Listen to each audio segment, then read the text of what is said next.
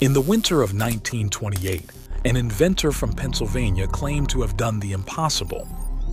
His name was Lester J Hendershot, and inside a small workshop surrounded by coils, magnets, and copper wires, he said he had created a machine that could draw power directly from the magnetic field of the Earth itself. Newspapers called it a fuel-less generator, a device that could change the world forever. For a brief moment, it seemed as if humanity had found the key to infinite energy.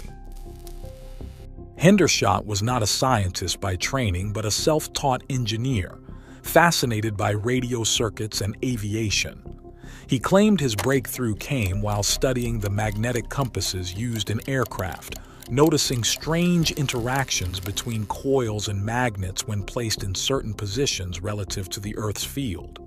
From that observation, he began constructing a new type of generator, one that required no gasoline, no moving parts, and no external power source. It was, in his own words, a magnetic resonance converter, an energy machine that simply harnessed what was already around us. The prototype he presented in early demonstrations was small, just a compact frame of wood and metal wound with coils and capacitors, but witnesses reported that it powered small motors and light bulbs effortlessly. To those who saw it, the effect was both thrilling and terrifying. Electricity poured from a device that consumed nothing. Newspapers soon carried stories describing the invention that could make engines obsolete. At the time, America was caught between awe and skepticism. The late 1920s were years of wild innovation. Aviation, radio, and electrical miracles seemed to emerge every month. But even then, a machine that created energy from nowhere violated the foundation of physics itself.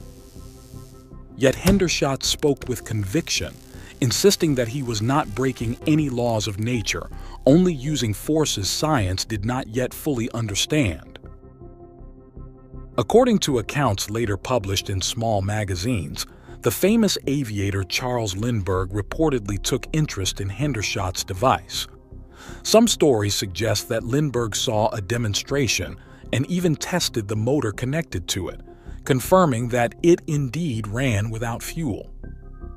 Whether this is truth or myth remains uncertain, but it added immense allure to the legend.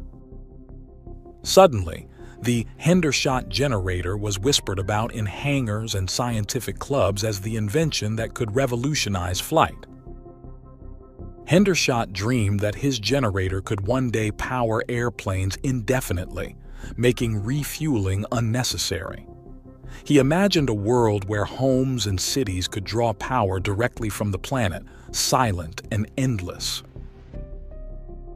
But soon after these early demonstrations, the tone of his story changed. What began as triumph quickly turned to suspicion, secrecy, and tragedy. The military reportedly took interest in his designs, and men claiming to represent powerful investors began visiting him. Some offered funding, others offered veiled warnings. Within months, Hendershot withdrew from public demonstrations, saying he needed to perfect the design. By the early 1930s, rumors spread that his lab had been searched and his notes confiscated.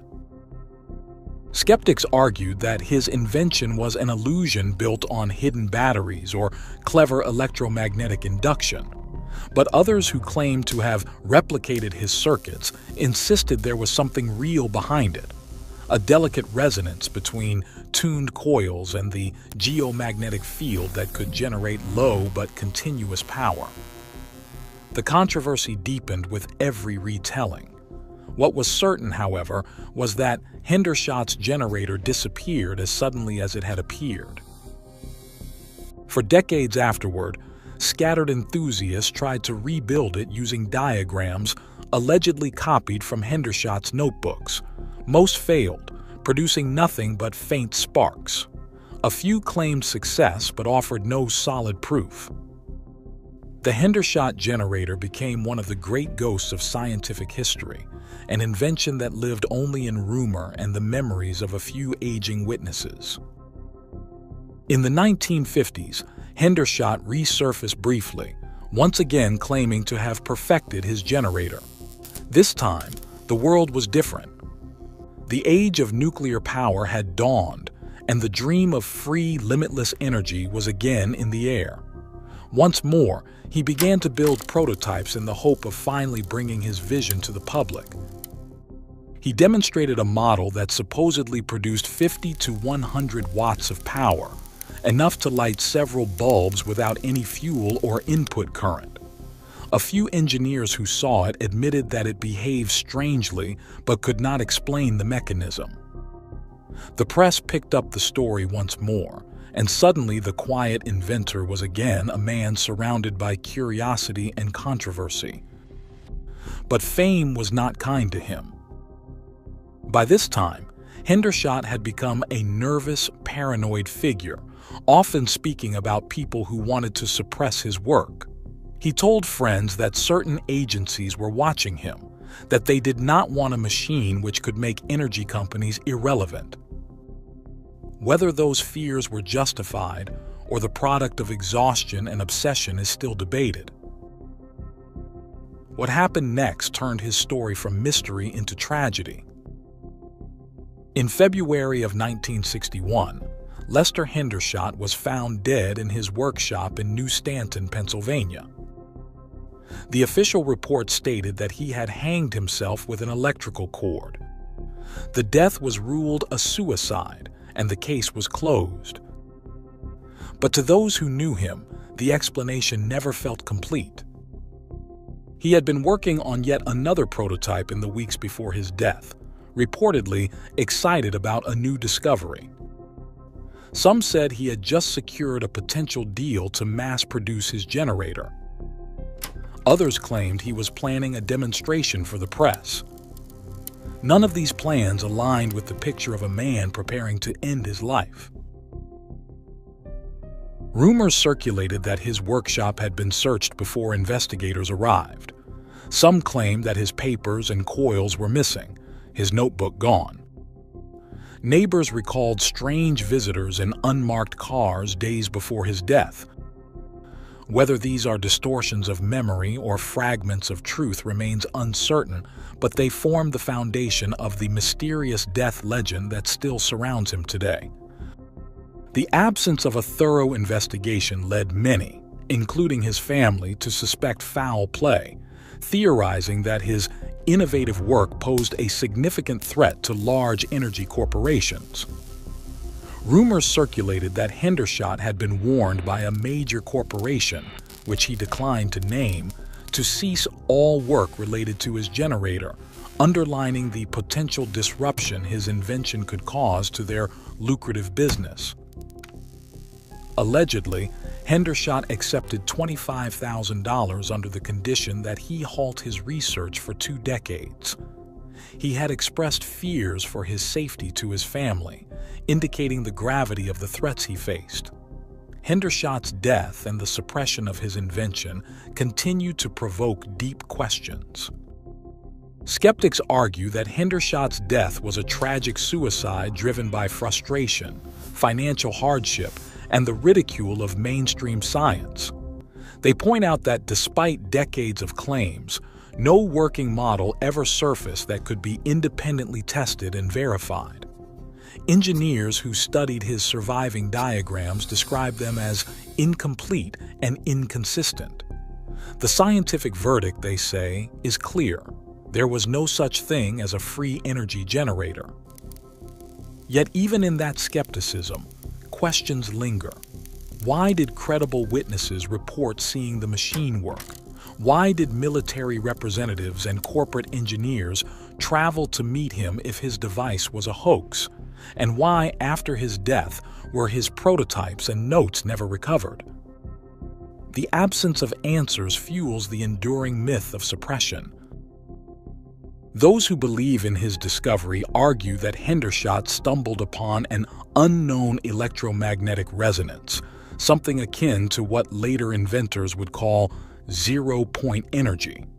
They claim he discovered how to tap into the constant flow of magnetic energy produced by the Earth, converting it into electrical power without violating conservation laws. In that sense, his machine wasn't creating energy, it was harvesting it. But without his original working model, this remains speculation. The surviving circuit diagrams are simple yet perplexing. They show two large coils wound in opposite directions, connected to capacitors, transformers, and a permanent magnet. The entire system forms a resonant feedback loop, where oscillations supposedly amplify themselves through magnetic coupling.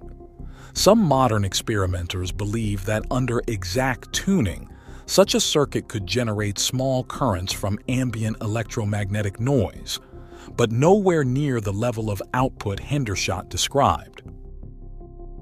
And yet, over a century later, people still attempt to rebuild it. On obscure forums and research websites, enthusiasts exchange blueprints, speculate about coil turns and resonance frequencies, and speak of the lost key to over-unity. To them, Hendershot is not a fraud but a pioneer who was silenced before his time. They argue that what killed him was not despair but suppression.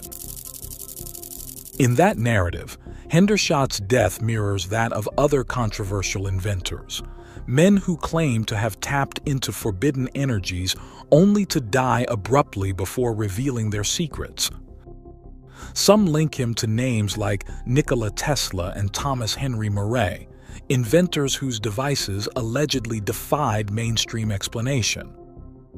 To believers, Hendershot's fate is part of a larger pattern, a quiet war against discoveries that could dismantle global energy control.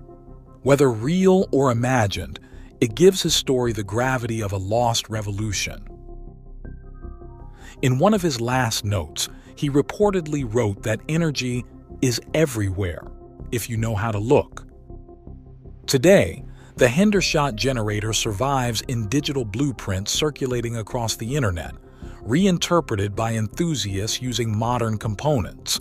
They continue to experiment, hoping to rediscover what Hendershot may have known. Did Lester Hendershot truly find a way to draw power from the Earth's magnetic field? Or was he simply another dreamer lost in his own invention? The answer lies buried somewhere between science and myth, between genius and tragedy. His machine may have been nothing more than an elaborate resonance circuit, or it may have been something far more profound. What cannot be denied is that the mystery of his death keeps the legend alive.